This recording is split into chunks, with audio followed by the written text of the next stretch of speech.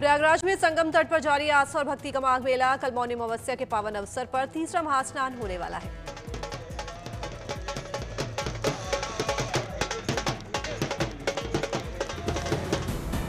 मौनी अमावस्या पर 3 करोड़ से ज्यादा श्रद्धालुओं के आने का अनुमान, प्रशासन ने कसी कमर। आस्था, परंपरा और संस्कृति के मिनी कुंभ के रूप में मशहूर माघ मेले में बिखरे अलौकिक रंग। भगवा वस्त्रों में साधु सन्यासी, भस्म रमाए नागा सन्यासी तो कहीं मौन में लीन तपस्वी।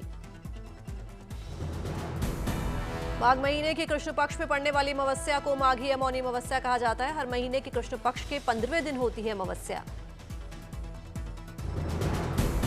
इस शुभ तिथि पर मौन व्रत धारण करने से आत्मा की होती है शुद्धि। हरिहर की उपासना की है शुभ घड़ी। मौनी अमावस्या के स्नान के लिए सुरक्षा कड़ी, चप्पे चप्पे पर बैरिकेडिंग के साथ पुलिस और सीसीटीवी तैनात।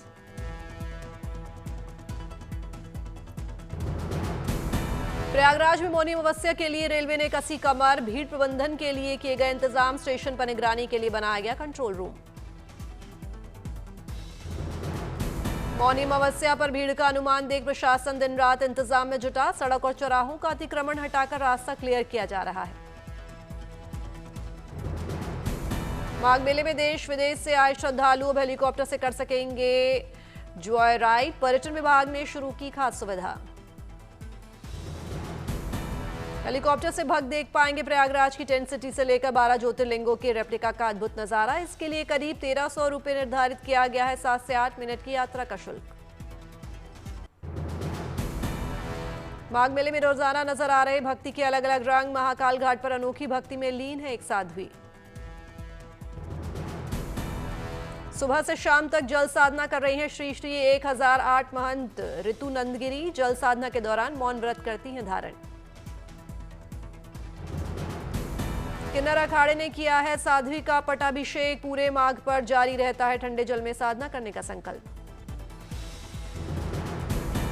अंतर्राष्ट्रीय किन्नर अखाड़ा से जुड़ी है महंत ऋतु नंदगिरी। माघ मेले में 11 दिनों की कठोर जल साधना में है लीन।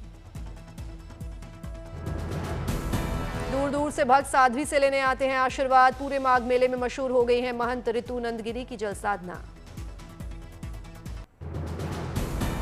प्रयागराज के माघ मेले में सतुआ बाबा बने आकर्षण का केंद्र। डिफेंडर और पॉश के बाद अब आई मर्सिडीज कार की बारी।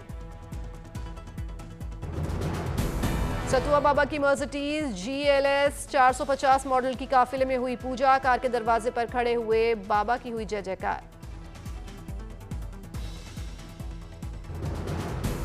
माघ मेले में बुलडोजर की भी सवारी करते नजर आए सतुआ बाबा। मर्सिडीज से निकले सैर पर।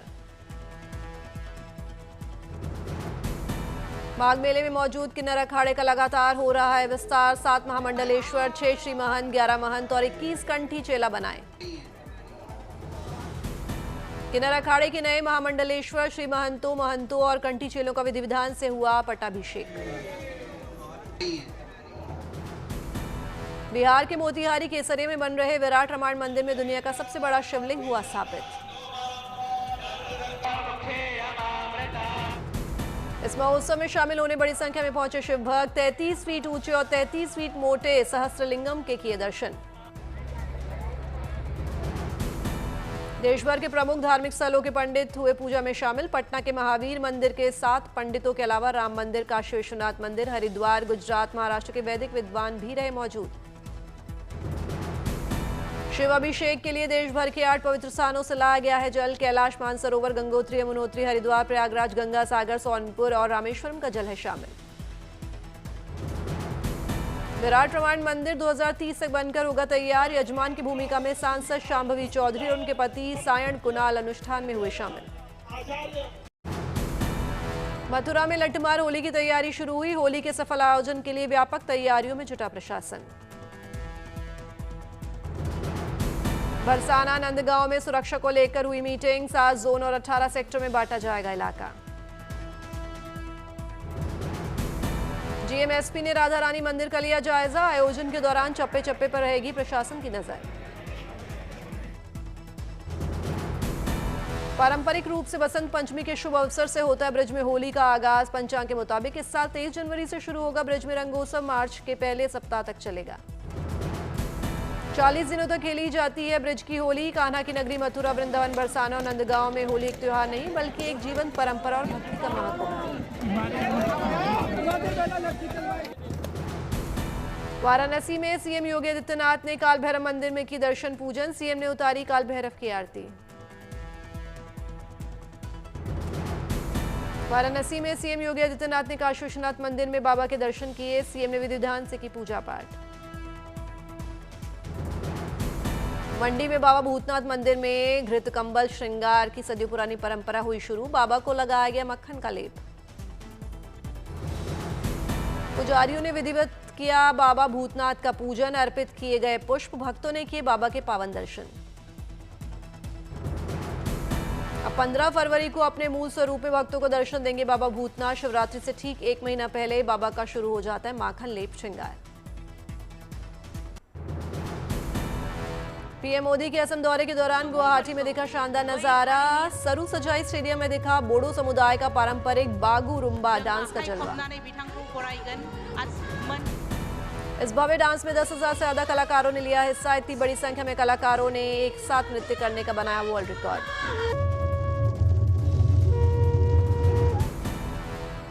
बागुरुम्बा दुआ 2026 रखा गया था इवेंट का नाम। पीएम मोदी समेत राज्यपाल लक्ष्मण प्रसाद आचार्य, मुख्यमंत्री हेमंत बिस्वा शर्मा और कई हस्तियां रही मौजूद। डांस परफॉर्मेंस के दौरान प्रधानमंत्री मोदी हुए मंत्रमुग्ध। बागुरुम्बा नृत्य को बताया बोडो समुदाय की विरासत की शान।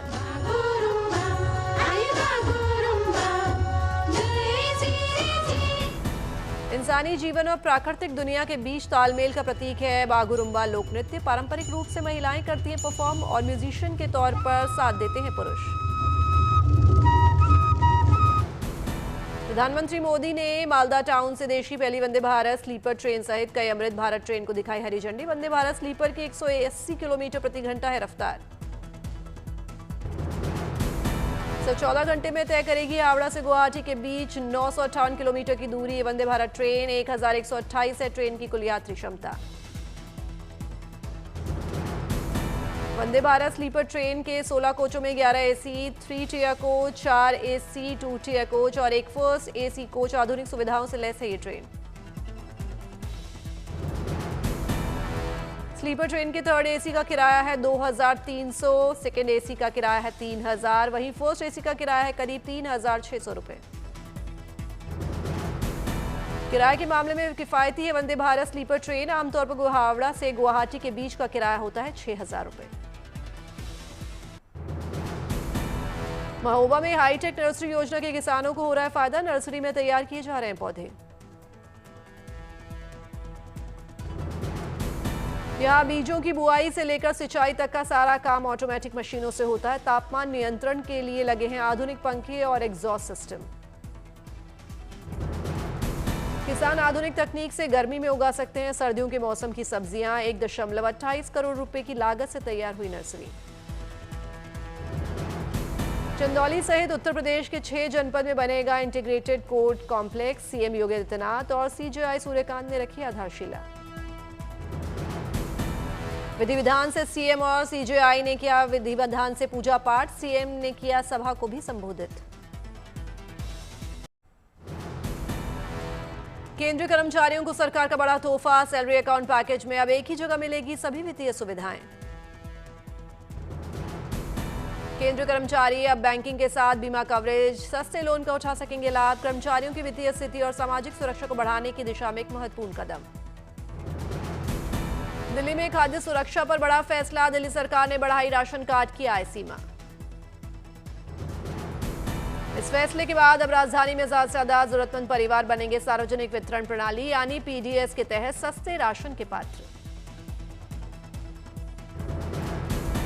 नागरिक उड्डयन कार्यक्रम विंग्स इंडिया 2026 नई ऊंचाइयों को छूने को तैयार। हैदराबाद के बेगमपेट हवाई अड्डे पर 28 जनवरी से आयोजित होगा 4 दिवसीय वैश्विक विमानन सम्मेलन। दिल्ली में मुरारी बापू की रामकथा का आयोजन। उद्घाटन समारोह में शामिल हुए उपराष्ट्रपति सीपी राधाकृष्णन। 9 दिन तक चलेगी मुरारी बापू द्वारा आयोजित रामकथा। पूर्व राष्ट्रपति श्री रामनाथ कोविंद समेत अहिंसा विश्व भारती और विश्व शांति केंद्र के संस्थापक आचार्य लोकेश और अन्य गणमान्य अतिथि भी रहे मौजूद। दिल्ली के भारत मंडपम में लगे वर्ल्ड बुक फेयर में पहुंचे गृह मंत्री अमित शाह। अलग अलग पब्लिकेशंस के स्टॉल्स का किया निरीक्षण। इस मौके पर केंद्रीय मंत्री धर्मेंद्र प्रधान भी रहे मौजूद। अलग अलग थीम्स पर बने पवेलियन का लिया जायजा। भारतीय सेना को समर्पित पवेलियन में भी पहुंचे शाह। भारतीय सेना के शौर्य शहीदों को नमन किया। अपनी समृद्धि यात्रा के तहत आज पूर्वी चंपारण पहुंचे सीएम नीतीश कुमार। जिले में करोड़ों रुपए की लागत से बनने वाले विकासात्मक कार्यों का किया शुभारंभ और शिलान्यास। सीएम ने जिले के लोगों को दी मेडिकल कॉलेज, चीनी मिल, आईटीआई समेत कई परियोजनाओं की सौगात। कुल 138 करोड़ की योजनाओं का उद्घाटन और 34 करोड़ के प्रोजेक्ट का किया शिलान्यास। मुख्यमंत्री ने महिला आईटीआई में सेंटर ऑफ एक्सीलेंस सेंटर का भी किया शुभारंभ। कार्यक्रम के दौरान छात्राओं से संवाद किया। महाराष्ट्र के बारामती में कृषि विज्ञान केंद्र की ओर से कृषि प्रदर्शनी का आयोजन। पूर्व कृषि मंत्री और एनसीपी के अध्यक्ष शरद पवार ने उद्घाटन किया। अहमदाबाद में विशाखा ग्रुप की 25वीं सालगिरह पर उद्योगपति गौतम अडानी ने बधाई दी। भविष्य के लिए साझा किया बड़ा विजन। हर प्रकार की पतंगों से भरा नजर आया मंगलौर का आसमान। त्रिनी भाव के बीच अंतर्राष्ट्रीय काइट फेस्टिवल का आयोजन। स्थानीय लोगों के साथ देसी विदेशी सैलानियों ने लिया पतंगबाजी का मजा। कहीं हार्ट शेप तो कहीं चिड़िया के आकार की पतंग बनी आकर्षण का केंद्र। दिल्ली मेट्रो की यात्रा का मजा लेते नजर आए जापान के विदेश मंत्री। इस दौरान भारत में जापान के एम्बेसडर भी रहे मौजूद। सीएम ममता बनर्जी ने कोलकाता हाईकोर्ट की नई बिल्डिंग का किया उद्घाटन। साथ में सीजेआई सूर्यकांत और केंद्रीय कानून मंत्री भी रहे मौजूद। बागपत पुलिस की बड़ी कामयाबी, असली मालिकों तक पहुंचा 108 गुमशुदा मोबाइल, 25 लाख रुपए कीमत। दिल्ली में सर्दी का सितम जारी। 4.4 डिग्री तक लुढ़का तापमान, औसत से 3.2 डिग्री कम। मौसम विभाग के मुताबिक अगले कुछ दिनों में हल्की बारिश होने की संभावना। 23 से 26 जनवरी के बीच एक और ठंड की लहर आने का अनुमान। कश्मीर में बढ़ती ठंड का कहर। श्रीनगर में तापमान -3.2 डिग्री। मौसम विभाग ने अगले कुछ दिनों तक बारिश बर्फबारी का अलर्ट जारी किया। दक्षिण कश्मीर का शोपियां रहा सबसे ठंडा। -5.6 डिग्री सेल्सियस तक गिरा पारा। पश्चिमी विक्षोभ से 25 जनवरी तक लगातार बारिश और बर्फबारी की संभावना। इस समय चिलाई कला यानी 40 दिन की सबसे कठोर सर्दी के बीच है कश्मीर की घाटी। पिछले साल 21 दिसंबर को हुई थी शुरुआत। रुद्रप्रयाग में कड़ाके की ठंड और शीतलहर का प्रकोप। पहाड़ों की चोटियों का हुआ बर्फ से श्वेत श्रृंगार। पहाड़ों पर छाई दिखी धुंध। ठंड के चलते जम गए तालाब और दूसरे जल स्रोत। दार्जिलिंग में नहीं पहुंची सर्दी। दिन में साफ और धूप भरा मौसम। जनवरी के तीसरे हफ्ते में भी बर्फबारी नहीं। चमोली के बाणगांव गांव में सूखे से निपटने के लिए विशेष पूजा। ग्रामीणों ने मां नंदा लाटू देवता से बारिश बर्फबारी की कामना की। पिछले कई महीनों से बारिश नहीं होने के कारण किसान परेशान। बिन बरसात इलाके में पैदा हुए सूखे जैसे हालात। सूख रही हैं फसलें। पर्यटकों की आमद से शिकारा चलाने वालों के खिले चेहरे। डल झील के प्राकृतिक सौंदर्य को कैमरे में कैद करते दिखे सैलानी। सोनमर्ग जोजिला दर्रे पर ताजा बर्फबारी से ठंड बढ़ी। बीआरओ की 122 आरसीसी ने जोजिला में बर्फ हटाने का शुरू किया अभियान। सड़क संपर्क और सुरक्षा सुनिश्चित करने में जुटे बीआरओ के जवान। सोनमर्ग जोजिला दर्रे पर हुई बर्फबारी में आवागमन बाधित। औरैया में पड़ रही है कड़ाके की ठंड। अलाव का सहारा लेने को मजबूर हुए लोग। राजगढ़ में कोहरे और बर्फीली हवाओं से ठिठुरे लोग। 5.0 डिग्री सेल्सियस पहुंचा पारा। अंडर 19 वर्ल्ड कप से भारत के लिए शानदार खबर। टीम इंडिया ने बांग्लादेश को 18 रनों से दी मात।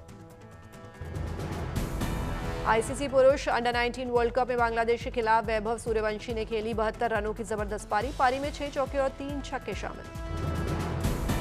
इस पारी के साथ वैभव ने तोड़ा विराट कोहली का रिकॉर्ड। यूथ ओडीआई क्रिकेट में सबसे ज्यादा रन बनाने के मामले में निकले कोहली से भी आगे।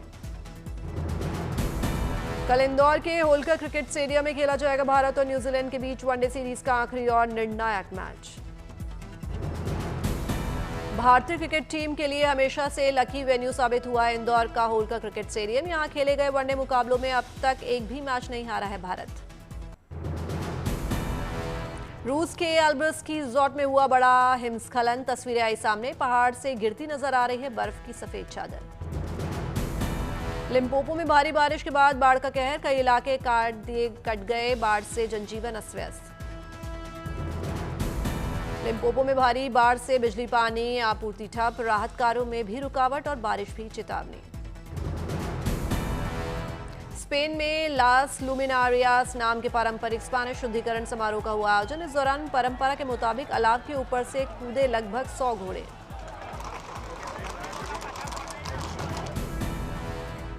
सेंट एंथनी डे की पूर्व संध्या पर होता है सालाना कार्यक्रम का आयोजन। स्पेन में जानवरों के संरक्षण संत हैं सेंट एंथनी। घोड़ों को शुद्ध करती है अलाव का धुआं और आग की लपटें। ऑस्ट्रेलिया में सोशल मीडिया बैन से 43 लाख किशोरों के अकाउंट किए गए निष्क्रिय। दुनिया में 16 साल से कम उम्र के बच्चों का सोशल अकाउंट बैन करने वाला पहला देश बना ऑस्ट्रेलिया। ईरान में 800 से ज्यादा लोगों की फांसी रद्द किए जाने को ट्रंप ने बताया सकारात्मक कदम। कहा इस फैसले के लिए वो ईरान का सम्मान करते हैं। यूरोप में बढ़ी सर्दी, हंगरी और स्लोवाकिया की सीमा पर बहती डेन्यूब नदी पर जमी बर्फ की मोटी परत।